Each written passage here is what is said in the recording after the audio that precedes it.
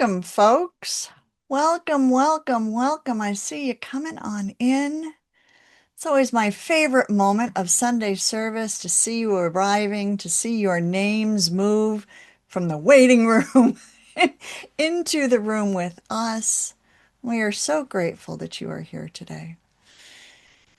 And I welcome in any other species present with you or near you. I know Victoria's got James here with her, but if there are any cat or dog roommates or any other rescued species in your home or outside your windows, it could be birds or squirrels lingering at your window, wondering what that creature, you, is up to today.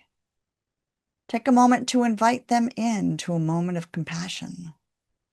Take a moment to consider all of the beingness around you.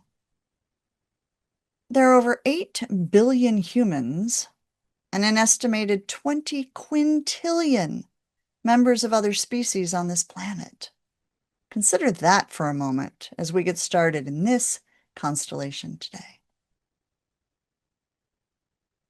Welcome to Compassion Consortium, as some of you know, or hopefully many of you know, and hopefully those of you that are new will soon know. I'm Reverend Dr. Sarah Bowen, and I'm joined today by co-founder Victoria Moran and James, as well as Reverend Dina Miani-Lauman, and our tech lead, who we would be lost without, and are usually lost without when he's not here, Phil. He's there on the bridge today. Our special guest is Rajan Naidu, an environmental, peace, and human rights activist who will speak to us from a multifaceted Quaker vegan witness perspective today. We are looking forward to that. Animal chaplain Jen Baker and founder William Melton are not present with us today, and we send prayers and blessings and thoughts to them in their current habitats. They'll be back with us in August. To ensure we don't have any odd disruption during the service, we've turned off most of the Zoom sharing functions, but we look forward to seeing you and hearing your voices later when we get some time for fellowship after the service.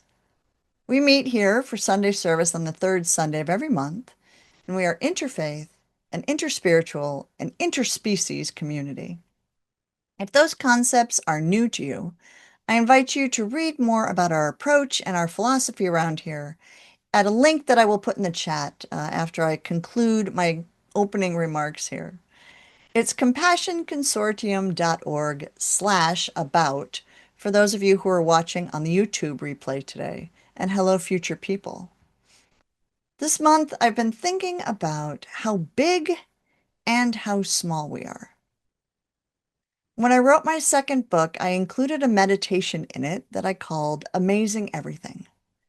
And while we were on the somewhat exhausting 27-city book tour, there was one thing I consistently did at every bookstore, pretty much to soothe my own jitters of being a first-time traveling author. I invited the audience into the Amazing Everything meditation. I asked them to consider sending themselves out into the cosmos, trying to comprehend that we live in just one of over 100 billion galaxies. One of 100 billion galaxies, with the nearest one over 600,000 light years from us. Take a moment to think about that. How ridiculously tiny each one of us is. How small. How seemingly inconsequential. And after I asked people to comprehend that thought, I asked them to look at one of their hands and one of their feet. And so I invite you to do that right now too. Take a look at one of your hands and one of your feet, or both, that's fine. And consider these little tidbits. Around 10,000 species of microorganisms call you home. You are their cosmos. You are their galaxy. Your body is made up of about 37.2 trillion cells. I do not know who counts these things. 37.2 trillion cells. 2 billion of them are in your heart alone. And information is zooming along your nerves at about 250 miles per hour inside of you. You're immense. There's an entire world inside of you. Some of you just went, ew. But for others, consider, isn't that amazing too? What do we do with this awareness of being so tiny and so immense? I immediately think of my advocacy and my activism. Some days I feel inconsequential. I feel like there is too much to tackle. The issues are hopeless, and I become, what y'all have heard me say, a pile of goo on the floor. I picture a future like the one in Tim Weed's book titled The Afterlife Project. Has anyone read this? I'm currently rapidly reading it. I'm not all the way through it, but in it, the author, Tim Weed, envisions a future after a hyper pandemic, a super fast pandemic, that eventually renders our species unable to reproduce. And from there, we do what we do in a lot of the movies and books I read. We hole up into our various factions and we compete for the last of the food and the last of the fossil fuels. And our systems lie in shambles. No internet, no phone, no Netflix, no banking system, no economic system. In the book, one man is placed in a special time bubble that they describe at great length to emerge 10,000 years later. 10,000 years later, after we're gone and the ecosystem has restabilized. And most remnants of human civilization are buried. They're gone, even the styrofoam. And his initial thought upon waking is that the earth is uninhabited. And then he corrects himself and says, not uninhabited, filled with a diversity of life he's never come close to experiencing before, with birdsong and small mammals chittering and the throbbing many-voiced chorus of pollinating insects and the high-pitched yip of some unseen larger mammal, probably canine, he reflects, and the scent of tree blossoms on the moisture-laden breeze and rays of golden green sunlight filtering down through the canopy, supported by trees so massive that any one of their trunks would have merited a celebratory plaque in his day. There's something hauntingly sad for me in this book, and it supports my hopelessness that humans could ever change enough to make an impact on the trajectory of violence we perpetrate on each other, on animals, on other earthly species, on landforms, on the planet more broadly. But paradoxically, there is also something hopeful as I read this. There is this one man, this one guy, after an extinction of our kind. I don't know, maybe at the end of the book he's going to find a second. I don't know, but for now, there's just one who is there witnessing the continuation of life after 10,000 years. So I know my opening remarks today are not lighthearted. It can be hard to wrap our heads around the sheer immensity of issues facing us and facing other animals and fungi and algae and protozoa and bacteria and even the ancient single-celled organisms found in oceans and soils and found in us. Yet at the same time, my interfaith musings lead me to the strain, which is 12-step derived. Reminds me of a slogan, do the next right thing. Each of us here today is working on some piece of a puzzle that includes tackling interspecies and multi-species justice, rescuing animals from hoarding situations or industrialized agriculture, working to promote a vegan lifestyle, using nonviolent methods to impact human rights and interspecies abuses. Whatever your piece of the puzzle is, you who are here today, whatever your piece of the puzzle is, I am so glad you are doing it. Saying that makes me well up with emotion. I am so glad you are doing it.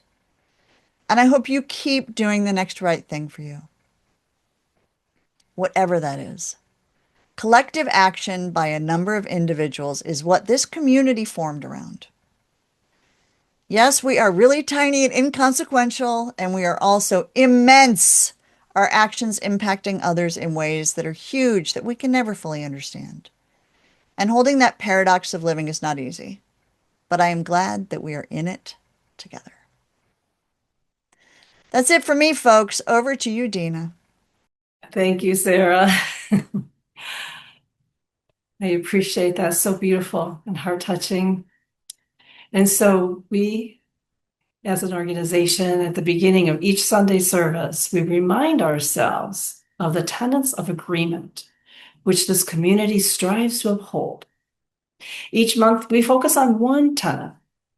And this month, it's tenet number 7. And it will be read by Compassion Consortium co-founder Victoria Moran.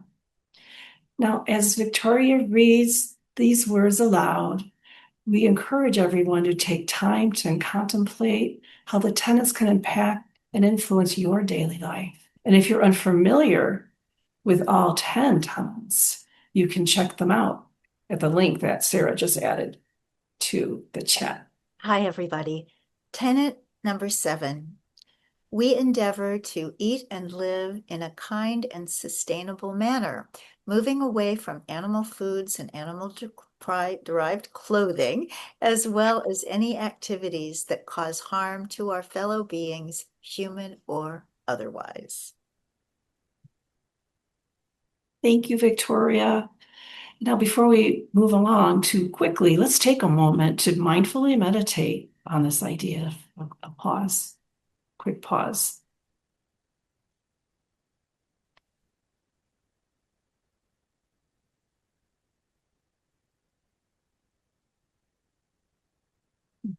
Over to you, Sarah.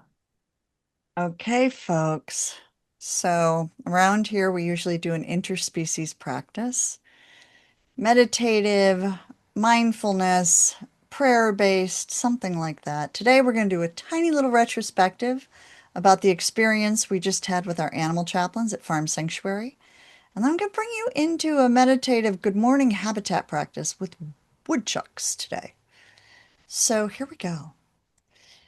Those of you who were with us last month know that we graduated out another 50 or so animal chaplains to go out in the world and to assist animals, to assist humans in grief, to assist people working in the intersections with animals like veterinarians and wildlife rehabbers and conservationists and animal activists who deal with compassion fatigue and grief and burnout and moral distress and all of this stuff, and also the challenges and the joys of living.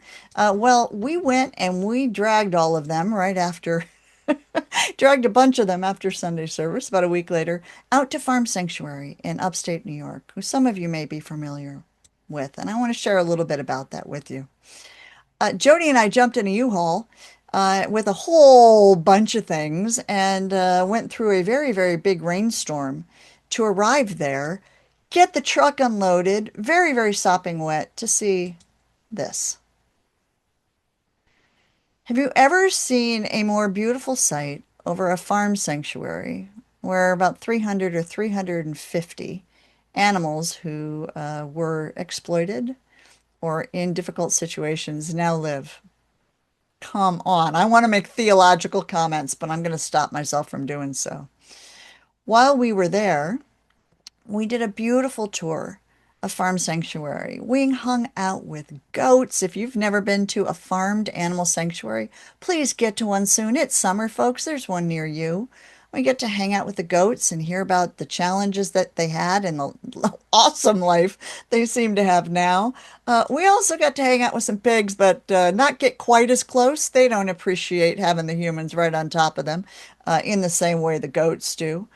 The wonderful staff over there made sure that we were fed with the most delicious food based with vegetables and plants and grains and just enough sugar for Sarah to be happy. We had cookies, we had cakes. We were not, there was nothing that we were missing while we were over there. And then we ordained them. And that's all secret, what we do in there, so I can't really tell you about that. But I can show you that this is this year's group of animal chaplains, and we are so proud of them, and we are so joyous they are part of this community. You'll see there's quite a few of them up on the screen here in the barn at Farm Sanctuary, and many who are in person. And the gift shop even let us co-opt one of their sheep and goats. You'll see one right here and one right here for our festivities. Those are art. Those aren't their live folks over there, but those are some art who joined us. We even had a campfire afterwards. This year, their fire horses is the name of this cohort, so we got to give them little gifts. We had a bonfire and a mock bonfire. Marshall, our program coordinator, got to give us some tunes, and while we were there, a great time was had for all. We'll do it again next year with the fire goats. But we spent some time in the backyard of the main cabin that we were doing our learning, our sharing, our meditation, our prayer, our contemplative practices. We also did, Dina led a beautiful prayer circle on Sunday out in the middle of the Rainbow Bridge field out there. But we were in this one area, this one cabin. This was our backyard. And every morning after we left, this is who I would see. Now, y'all know how I feel about any creature who is furry and tends to be classified as pest or rodentia, right? Can't get enough. I love them. And I get a lot of calls as an animal chaplain with people saying, hey, the groundhog or the woodchuck moved under my house and I need to know how to remove them. Can you recommend a pest control company? To which I often say, I can recommend some ways to help move them to a new location, or to better yet, learn how to coexist with them in your location. And at Farm Sanctuary, it seems like that's exactly what happens. When I asked Jean Bauer, the founder and everything over at Farm Sanctuary, it seems, who was on site, I said, "What about these groundhogs, these woodchucks?" There's a lot of them around here, and he responded by saying, "Yeah, they run the place. We let them be." So not only the farmed animals around there, but the woodchucks, the groundhogs. Yes, the ones who are burrowing under the cabins, right? So you've got to fortify your foundations. But before I knew how Jean felt about these folks, when I did my check out the site to see if it would be a good retreat site, I did my everyday morning practice called Good Morning Habitat, where I spend 5 minutes getting acquainted with whoever's in my habitat this morning, with whoever showed up from under my deck. And I wasn't sure how Farm Sanctuary felt about these little creatures. But I'm going to take the next 5 minutes to introduce you to our practice, Good Morning Habitat. It goes like this. I hope you do it tomorrow. Go out your door. Or peer at your window if you can't go outside. Or if you're in a high rise. See who's there. Are there pigeons in the trees? On the building next door? Are there squirrels running around your yard? Is there an obnoxious, well, I shouldn't say that. Is there a very busy woodpecker hitting the side of your house? I was speaking from what's going on over here. Who's in your habitat? And how do you want to treat them? Here's Sarah's answer about how she would like to treat woodchucks. Phil, you could roll the video. Good morning, habitat. Good morning. Good morning, you little cuties. I am totally videoing you without your consent. I'm just gonna name it. You little cuties.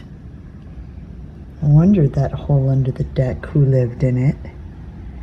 And looks like I found out. You guys been underground from the storm, huh? It was windy last night. My God. It's still windy today.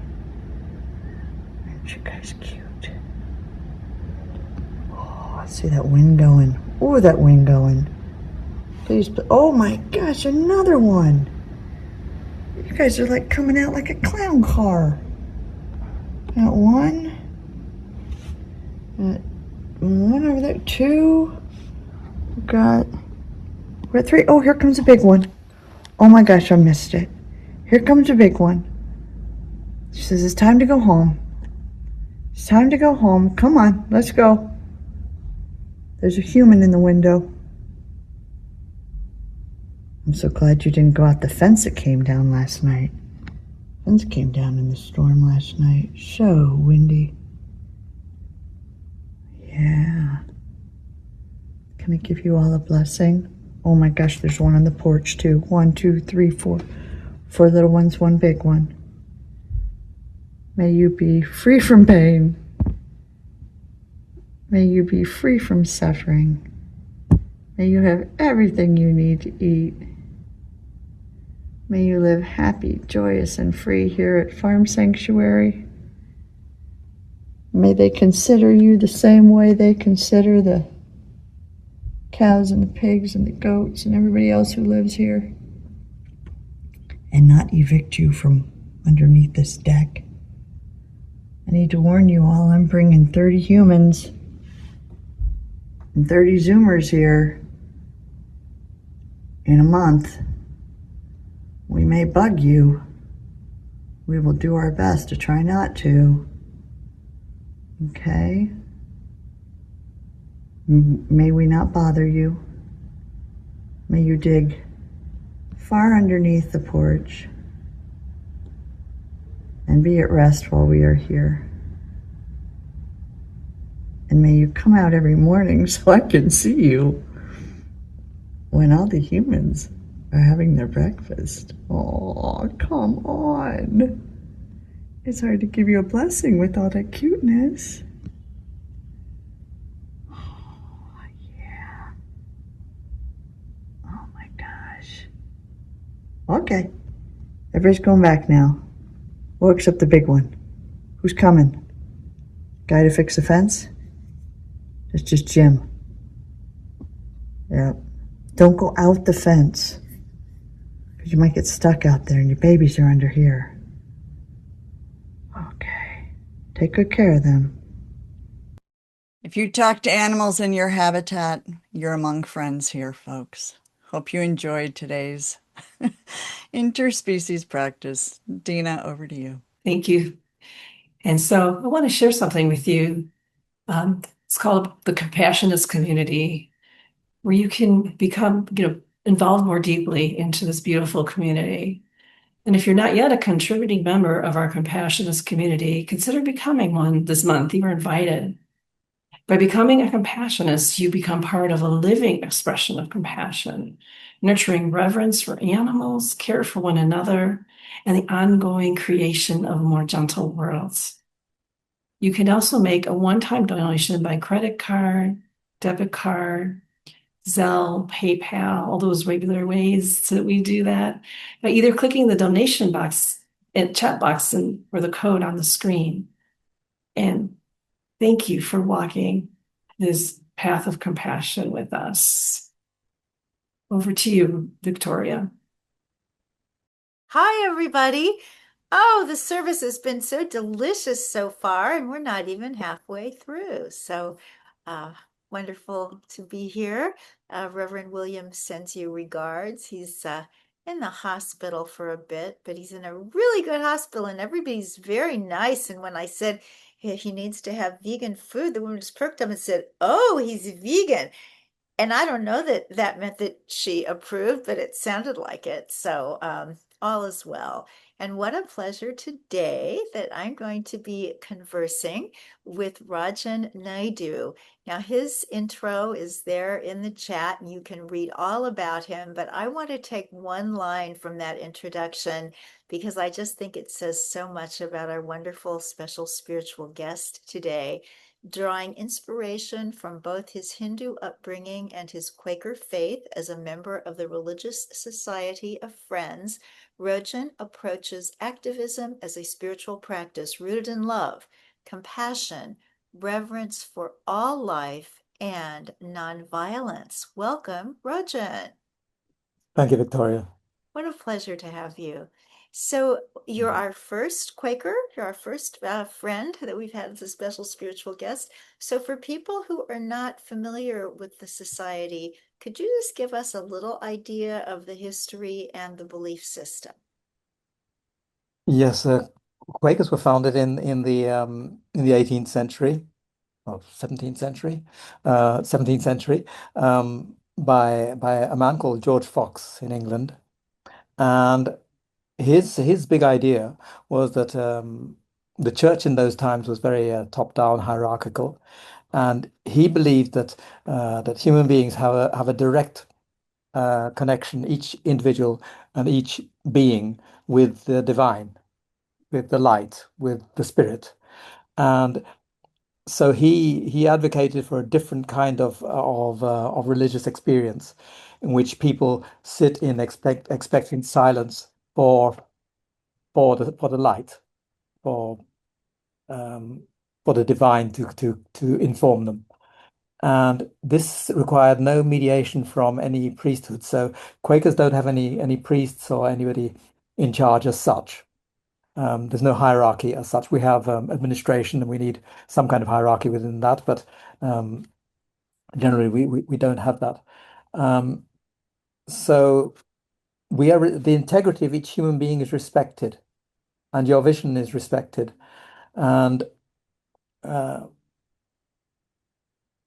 oh, sorry, I'm very That's nervous. that's beautiful. Can you tell us a little bit about the testimonies about peace and simplicity and some of the practices that are not common to Yes. all Um, religious faiths?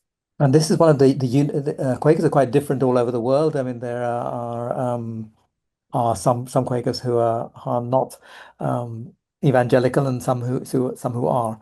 But what does unite us is what we call the testimonies, which are the values. And generally, we say there are about six. You could say there are other numbers, but um, we find it very neat to use the acronym SPICES for which we got from America. That's an American idea, and it's simplicity, peace, integrity, community, equity, and sustainability. I say equity rather than equality because equity is a more respectful form. It takes into account our differences. We are all different and we have different needs. Um, and in relation to animals, um, simplicity. We reduce our reliance on animal products, and we have a simpler food chain, and we have a less exploitative lifestyle. And peace relates to we oppose animal agriculture violence, and environmental harm and inequality. And our integrity is to do with honesty, telling the truth. So we align our actions with our values of compassion, truth, and justice for all beings. And our community is something which is a very strong value among Quakers, good community. And in relation to animals, we could support sustainable food systems that nourish all beings and reduce suffering. Equity is we recognize animal suffering as a justice issue, which very often we don't, but it's a justice issue, particularly for marginalized communities affected by animal agriculture. And the last one, sustainability. We live as sustainably as we can. Um, Animal agriculture is a leading cause of deforestation, climate change, and biodiversity loss. So these are the basic principles. If you have those about Quakers, you'll know a lot about what we are. We all relate to them, and it unites us. And we're very different. We're very diverse all around the world. But these basic principles, which are universal principles, we call them Quaker principles, but they're in fact common to all cultures. Hmm. That's the case. And for you growing up Hindu, what does that do now that you're a friend? That's interesting. I was when we came to this country, I was 2 years old.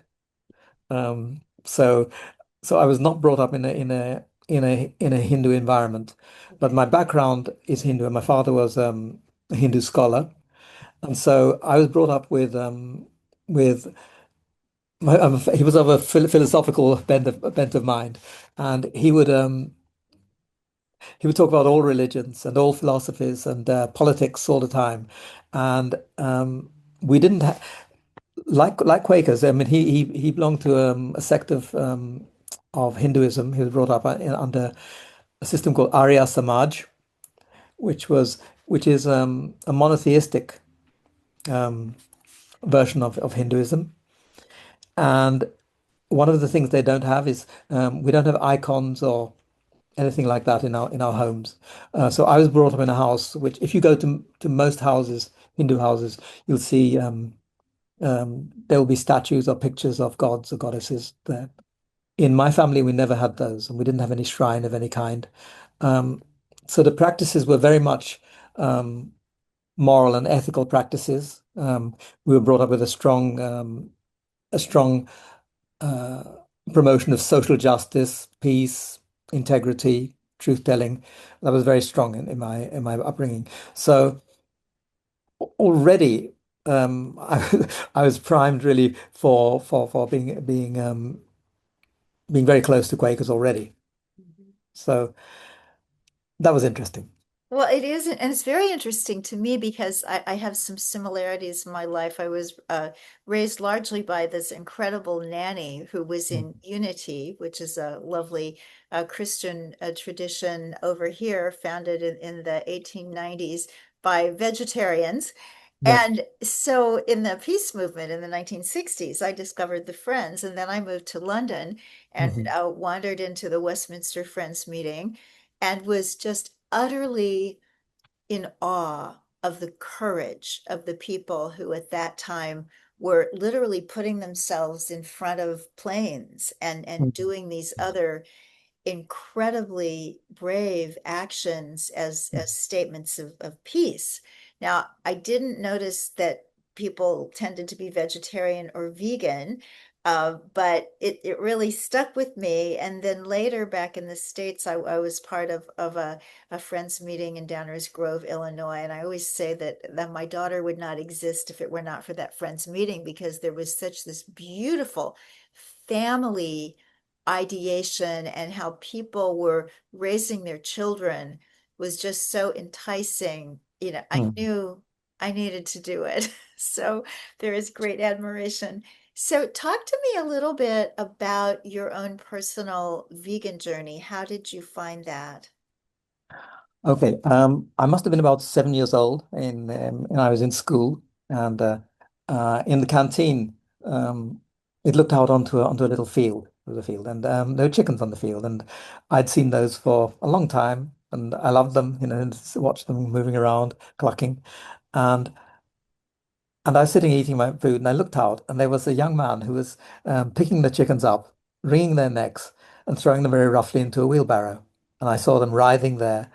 And I was shocked, I was shocked, and I was 7 years old, and I had never made the connection before between chickens in a field and chicken on a plate. And suddenly it dawned why he was doing this. And it's interesting, it's an obvious thing, but as a child you don't always understand the obvious.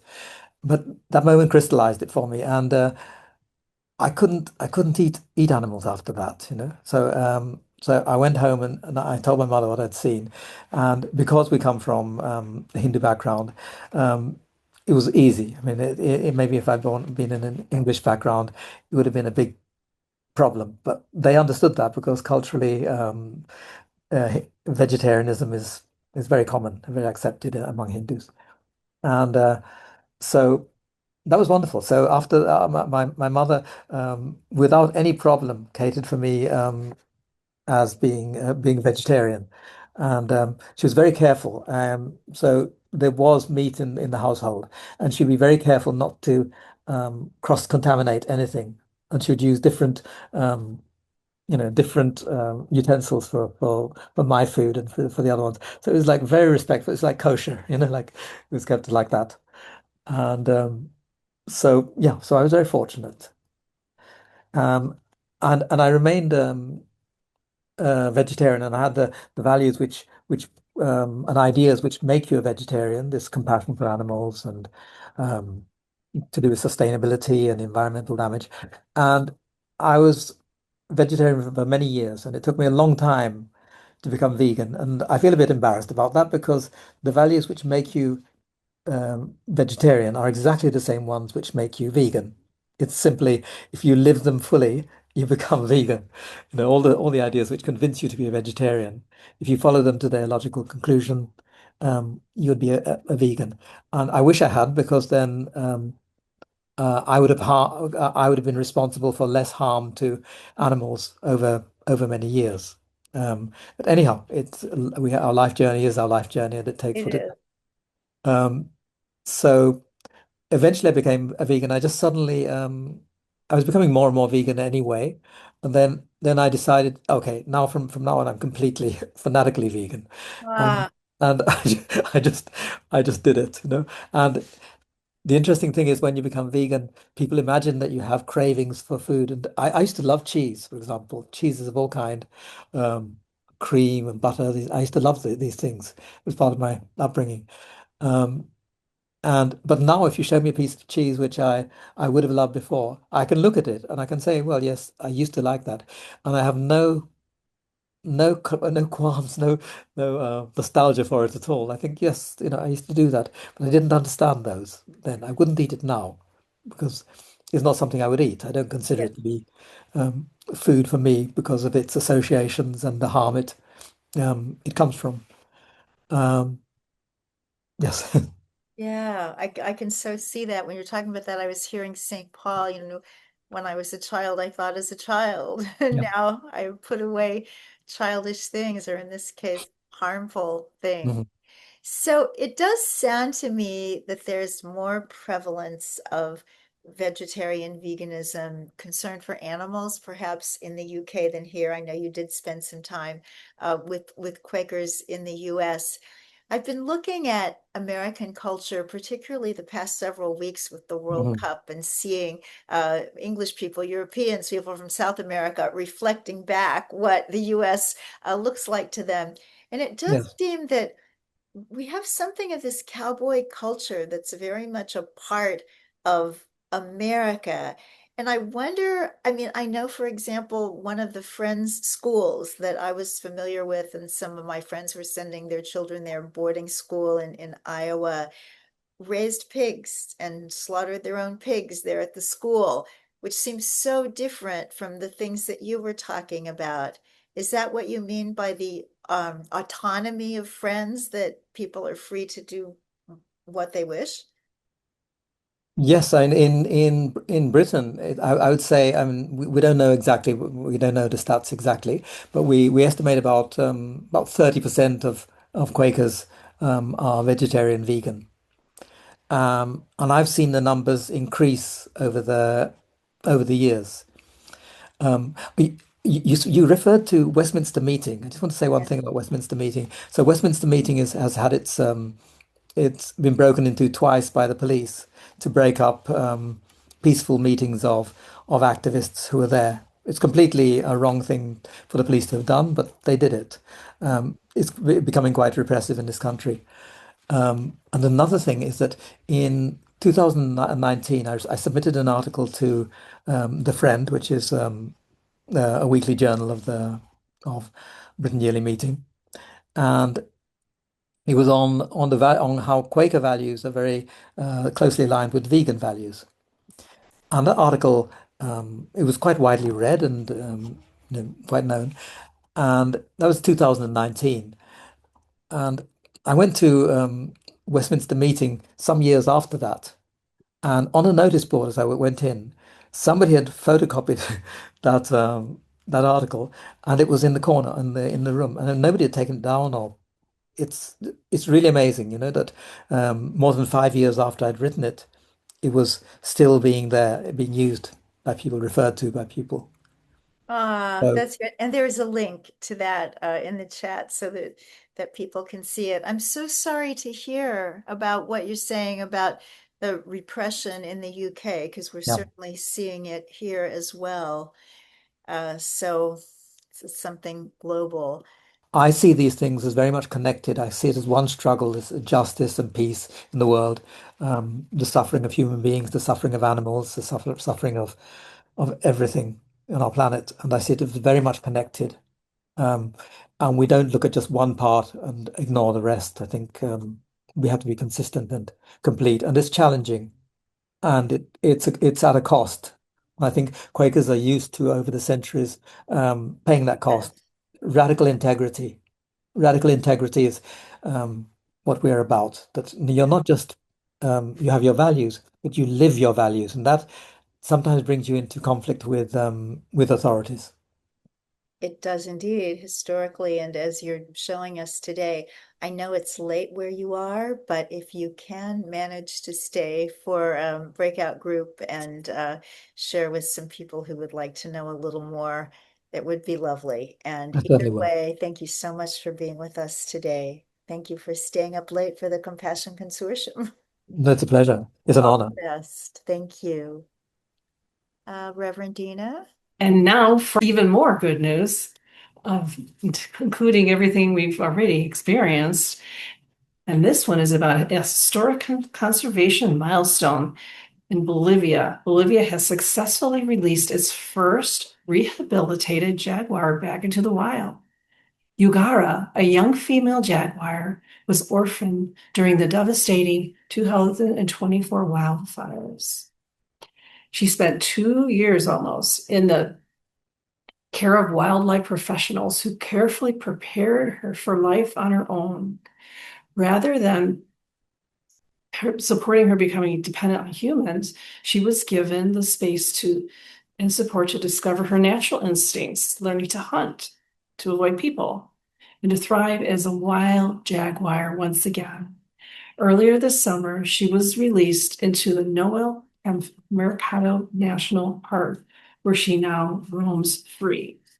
Nagara's story is testament to what becomes possible through the collaboration of others, of conservationists and veterinarians and biologists and caregivers working side by side with one another to share the same hope, to give this magnificent being a second chance.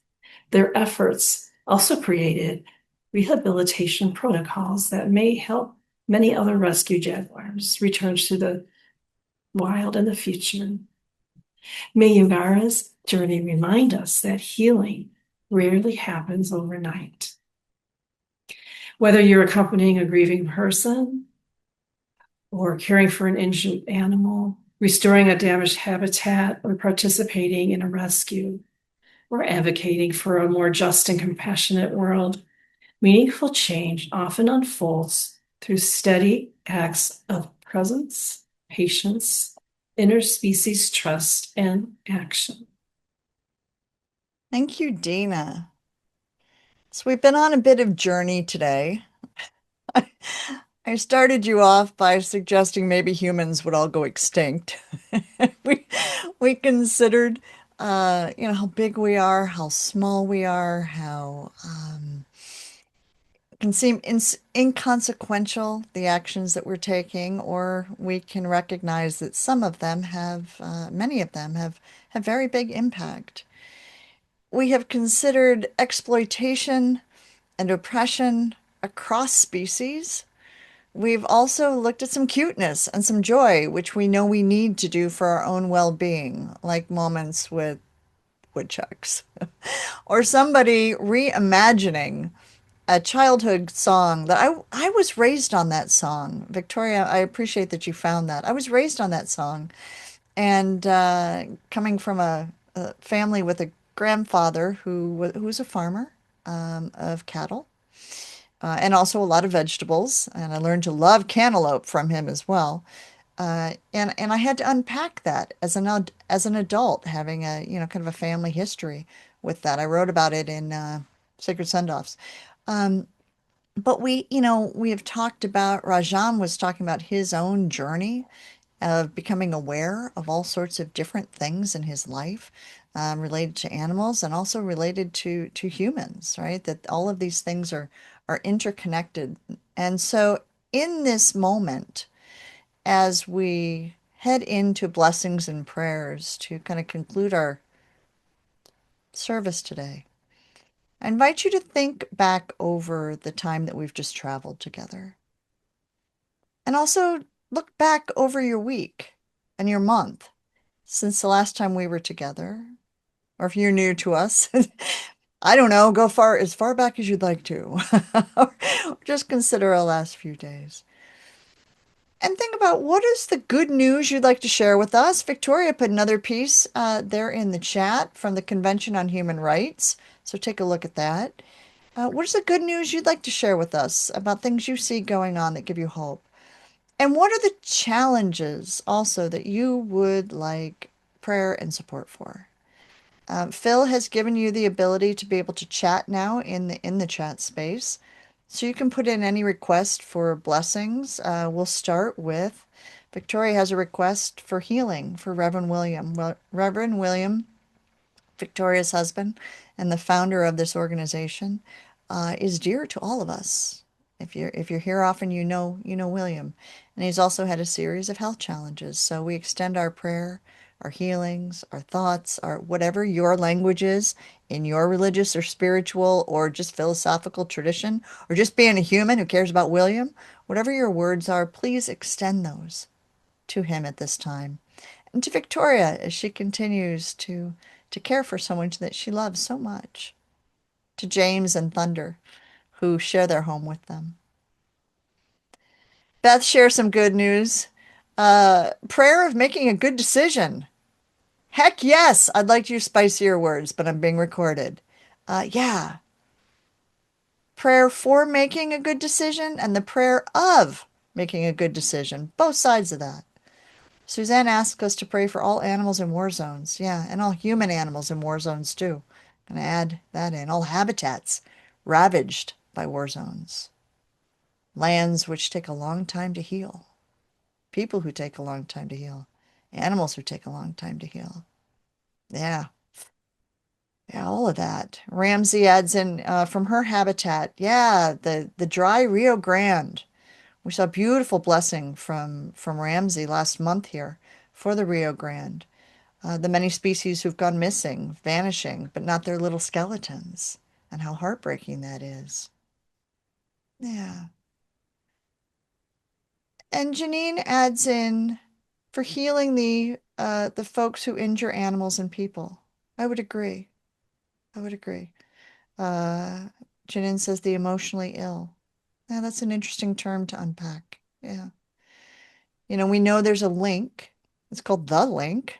Those of us who study these things between injuring animals and injuring humans. And if we do one, we're likely to do another.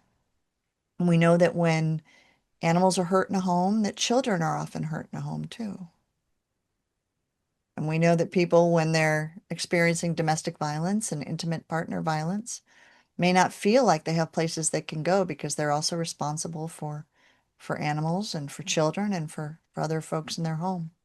So I'll add in a prayer there that all domestic violence shelters start having kennels and cat spaces. We know a few that already do, so that multi-species homes can stay together.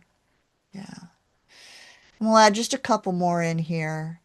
Prayers to animals being harmed by the fires. Oh my God, yes. I can smell it here in New York, what's coming down from Canada. And I know that's not the only fires going on right now. The ones who need to breathe and the smoke that spread very far and they can't go indoors like us, yes, to avoid it. Absolutely. Prayers and blessings and water and rain, right? Yeah. Cessation of winds that spread those fires. And finally, prayers for Beth, who has clarified for me, who needs to make the right decision on something. Beth, holding you in that discernment right now as you navigate a challenging situation.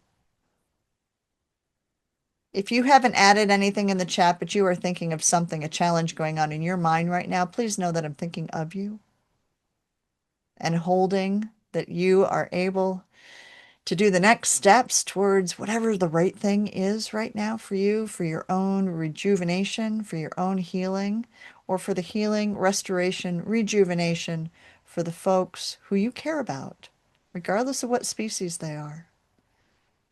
Prayers for housing issues for Chris, for everybody else, guys, for everyone right now in that moment. And Phil, could you bring up the words that we close out with? Yeah. If you all will take just a moment with me, if you feel comfortable, and take a deep breath with me.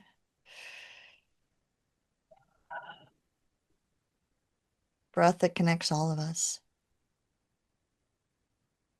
And say these words aloud with me or silently in your head, or just be here with us while we say them. May all creatures everywhere be happy and free. May the thoughts, words, and actions of our lives contribute to this happiness and this freedom for all. And I invite you to close with the words of your tradition. And actually, before we do that, I'll just take a moment of silence for Rajan, who reminded us how much there is to be gained by silence. And the Quaker tradition brings us that reminder.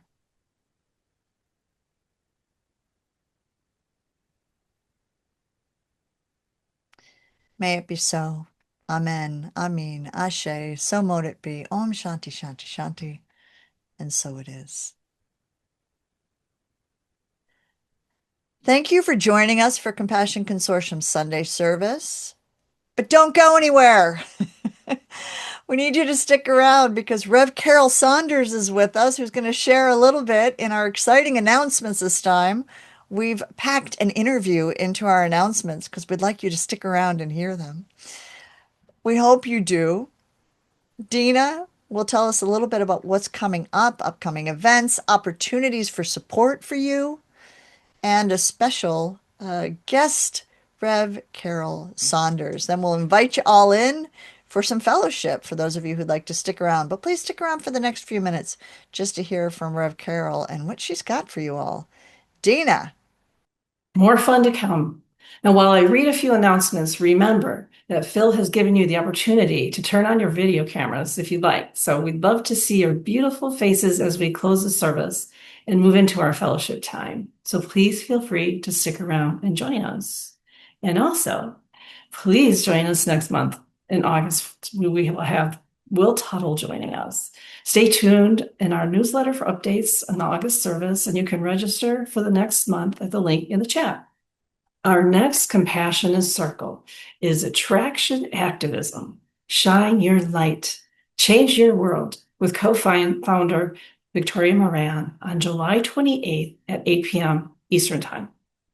If you are a compassionist at any level of monthly giving, please join us for this or another upcoming Compassionate Circle. These events are especially designed for you to give you a small group experience, interactive experience of fellowship and practice and support. And we look forward to seeing you next week. Now it's my pleasure to invite the Reverend Carol Saunders, a member of our advisory board and founder of the Spiritual Forum, to share with us a bit about how she puts compassion into action through her annual Whole Planet Spirituality Forum and Retreat. A huge welcome to you, Carol. It's wonderful to be here. Always, it's wonderful to be here, Dina. Talking about your upcoming retreat, and I want to tell you something. I'm going to give a plug right now because I've been there online and in person every chance I have been able to go. And I highly, highly recommend it. So it's a little commercial for you because I want everybody to be there. So yeah, we do want to invite everyone. We want to invite everyone to come. I do want to say that this retreat I think it was born about 8 years ago with Victoria Moran and I sitting in a car and just talking. And she just kind of like seeded this idea of having an event at Unity Village, which is the home of the Unity movement. Charles and Beryl Fillmore, I think Victoria mentioned it. They were ethical vegetarians in the early 1900s. Anyway, it started as just an idea, and we are in our 6th year now. So this is our 6th retreat, and we keep going. Every year we have a different theme, a different featured speaker, different set of speakers, different everything. This year, our theme is above all, love all. And when Rev Sarah was inviting us to put prayers in the space here.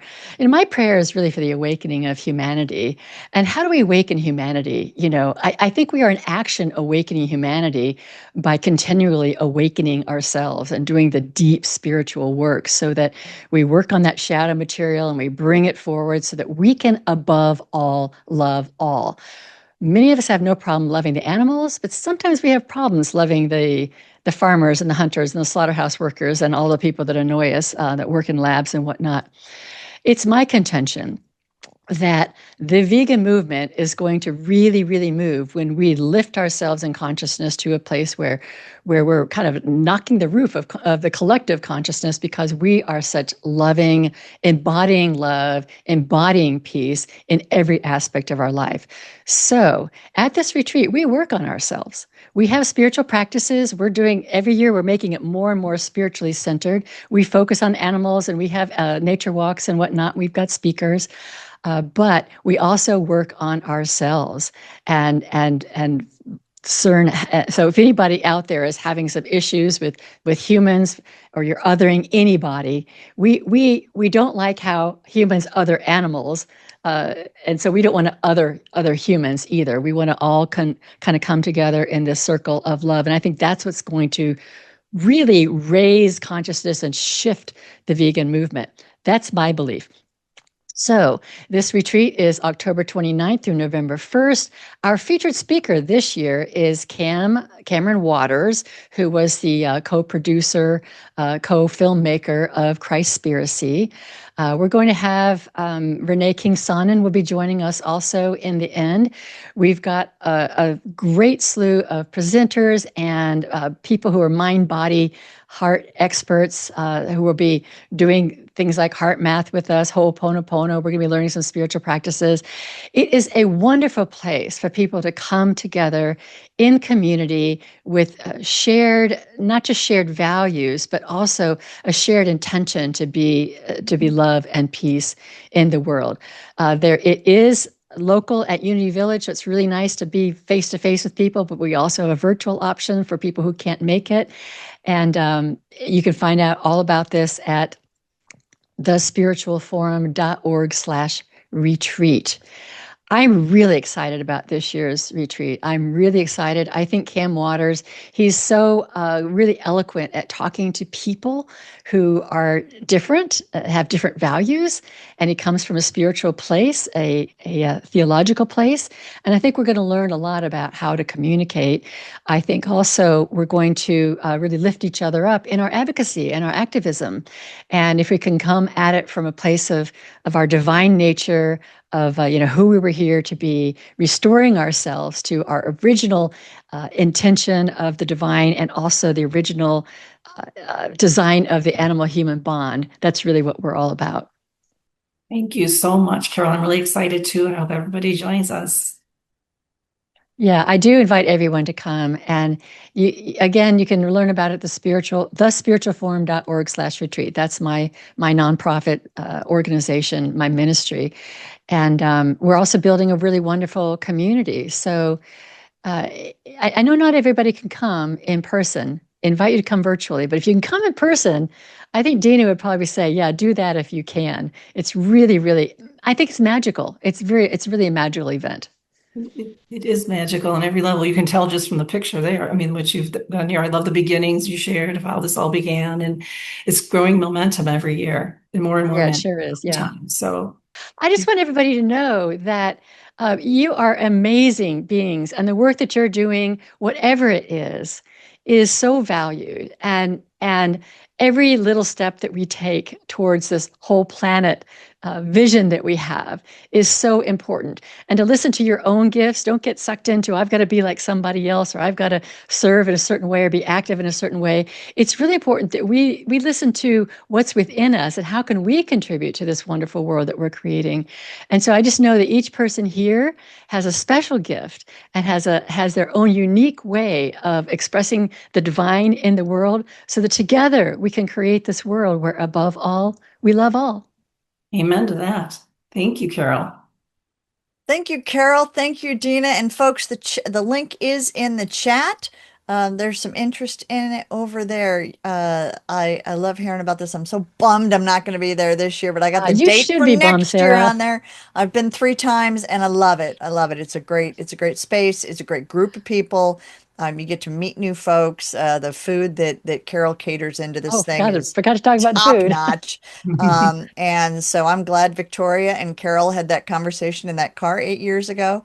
And I'm glad that Carol puts in all of the work that it takes to put this thing together every year. Yeah, but Yeah, you know, if you're yeah. curious about all of these things about animals and about eating and about spirituality, I think Carol holds a beautiful open space that allows people to come and to, you know, search their awareness as well. And perhaps, yes, perhaps have an aha moment, and perhaps have some seeds that, you know, to take with them for further Mm. contemplations. So we wish you beautiful luck with that, Carol, folks. We hope you will, I don't want to say take advantage of, we hope we will avail yourself of this opportunity. And Dina and Carol, thank you so much. Dina, are there more announcements or are we going to fellowship? Well, I'm just not reminding everyone that we have monthly reoccurring gatherings for vegan meditation, activist well-being, and companion animal loss support circle. Details are always available on our website, compassionconsortium.org, and in the monthly newsletter.